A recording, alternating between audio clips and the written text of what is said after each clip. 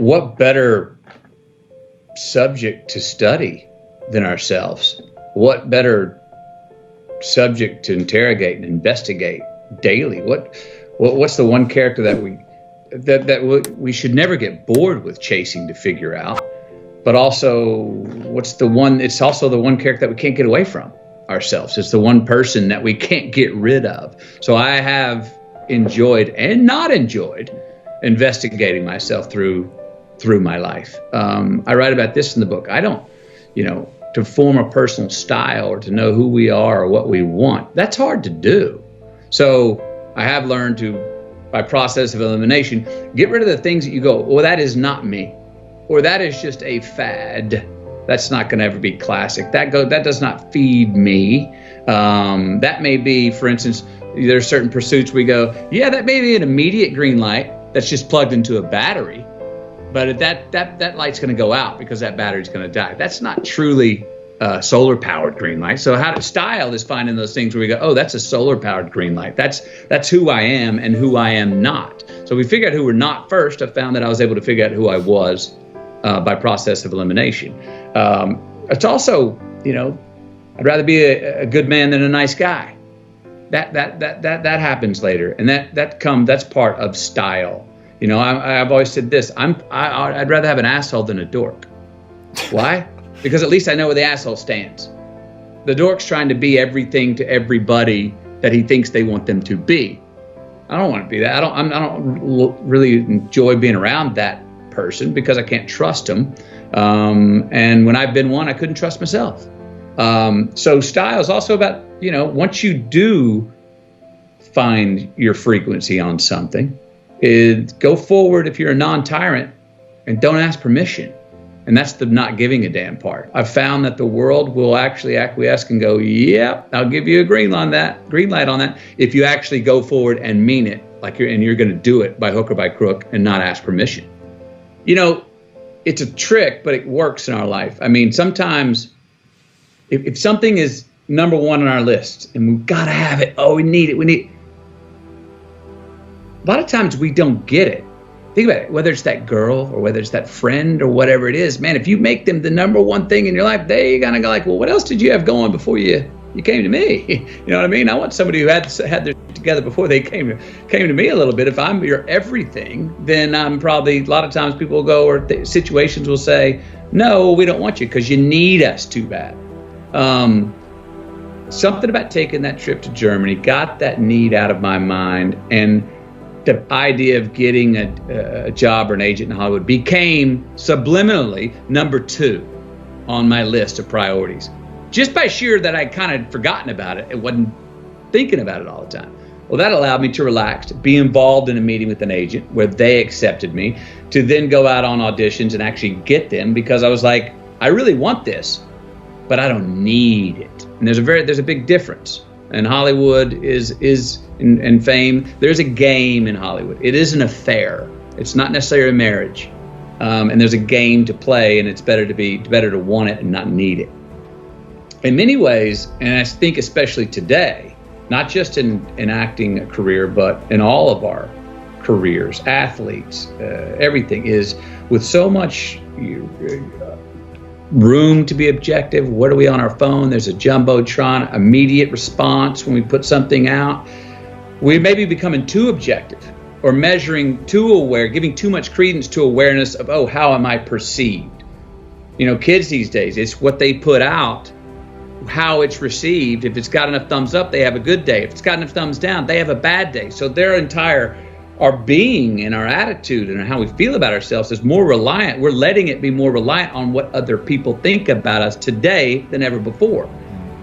I say lean into the subjective. I don't give a damn about what anyone else thinks. I'm done it, but I'm going to chase down and do what's truest to me. And then it's time to pop out sometimes and read your reviews or have a look at the jumbotron or watch that performance on playback. It's okay, but if you're thinking about the result or thinking in the third person too early, I don't believe you do near as good or true of a job in the first person subjectively that you could do. I do think that there's great value and being alone. And if we are alone and we get bored and we don't like the company, ding, may that light go off to say that does not mean we need to pick up our phone to get some attention, or go to the bottle to ease the anxiety, or go online to get some feedback to entertain ourselves. No, it's actually a great time to say, no, sit here in that discomfort long enough to go, okay, until you come out the other side to go, all right, I'm good with me again. Now, it's part of that. I write about it about traveling in general. Ideally, you don't go to a place, I always say this, I don't want to leave a place I travel to until I get to the point of going, I could live here. This could be my existence. And as soon as I get to that point, then I'm like, okay, you can go. Now I can go. That's the same thing in the personal journeys. Stick with it till you get through the discomfortable to uncomfortable times, until you go, you know what? I can spend time with myself. I could do this. I could do this forever. Well, then it's okay to go re-engage, pick up your phone, go see your friends, go have a drink, what have you, go look for those things that are other relationships in life. But hopefully not until. There's great value in not doing that until you go, I'm good with me and me for right now. If there's a responsibility to freedom, and that there is freedom in responsibility, and that earn your way there. We remember the stuff we earn, the stuff we experience, more than what the teacher tells us or what someone gives us for free. We just do. We broke a proverbial sweat on it, whether it's mental or physical or whatever. We built it. We understand. We felt how we got it, how we achieved it, how we got what we wanted. Those stick with us. Whether we forget them intellectually, they were written in our lineage, and they build resilience, and they build a healthy, true optimism going forward to know that, oh no, I've worked for something before and achieved it. Delayed gratification. Oh, there are choices I can make today for myself that will pay me back later in life. Mailbox money, as we call it in the entertainment industry. ROI. There are specific personal choices we can make, and they're worth considering. Look, I'm all for hedonism. I'm all for immediate gratification too. Sometimes it's like, yes, dude, it's Halloween. Eat all the candy you want. Go for it. It's not going to become a habit day to day. There's certain nights where you're like, hey guys, tonight we're going to blow it out. The walls are padded and we got nothing. We're off work on Monday. Let's go. Certain times to say that's okay. But there's, where is the selfish choice, the selfless choice? Where is what we want actually what we need? Where is what we need actually what we want? Where is the best choice for me, the best choice for we? Where's the best choice for we, the best choice for me? That's the place, I believe, talk about honey holes, that's the real place to go forward in trying to find. Tee ourselves up for those green lights in the future. And the simple things. Let me bring it down to a really simple one. You drink coffee? I do. Do you prepare your coffee, put it in the filter, and pour the water in the coffee maker the night before? Not for myself, but ironically, I do for my wife. Because you're teeing her up for what? A green light the next morning. Correct. So she doesn't have to come in and go, where's that filter? She can just come in and go, doop, press the button. You're giving her a gift to her future self. You're making something easier for her. It's a very simple thing, but it's a great little simple metaphor. So there are choices we make. If you're going to say right now, I'm going to lie, cheat, and steal to get what I want, and I got it. I got an immediate green light for me. That's just a battery-powered green light. That's not a solar-powered green light. Why? Because now, everywhere I go, I got to look over my shoulder to see if someone's there that I lied, cheat, and stole from. And when I'm doing that, I'm stealing whose time? My time. Now I'm not freedom. I'm not free. I don't have the freedom. I didn't create freedom in my future because I chose to make an irresponsible act that I left crumbs. I've now got reasons to look over my shoulder. And the more things we do to create in our future that we got to look over our shoulder, the more of our most precious thing we have in our lives, time, that we're stealing from ourselves. So it's not puritanical. It's just like, it's actually self-serving. It's a very selfish choice. And I'm a fan of the word selfish. I've helped redefine it. But I believe that there are selfish choices we can make that are the most selfless, that there are selfless choices that we can make that are the most selfish choices. Those two are not a contradiction, and we see them that way.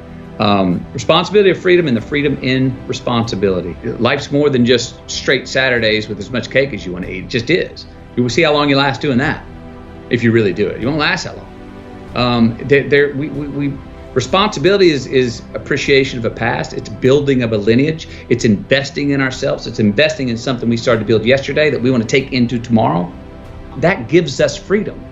So to actually have true freedom, we have to be responsible, more responsible for certain things, for ourselves, who we are, constantly investigating and interrogating our better selves to say, I'm going to be a little bit better at this tomorrow, knowing that we never land. There's no ta-da moment. And that is one thing I think we all got to watch, because we all are so result oriented. Oh, if I keep doing this, I'm going to get to that place of pure enlightenment. I'm going to go, ta-da, bullshit. No, you don't. Can it be a small ascension of evolution? Yes. But there's no ta-da moment. We're always chasing yet. And if we can get comfortable and understand and laugh at and be ready to work hard at the fact that we're all just achieving our way to the unachievable, and that's as good as it gets, and that's pretty damn awesome.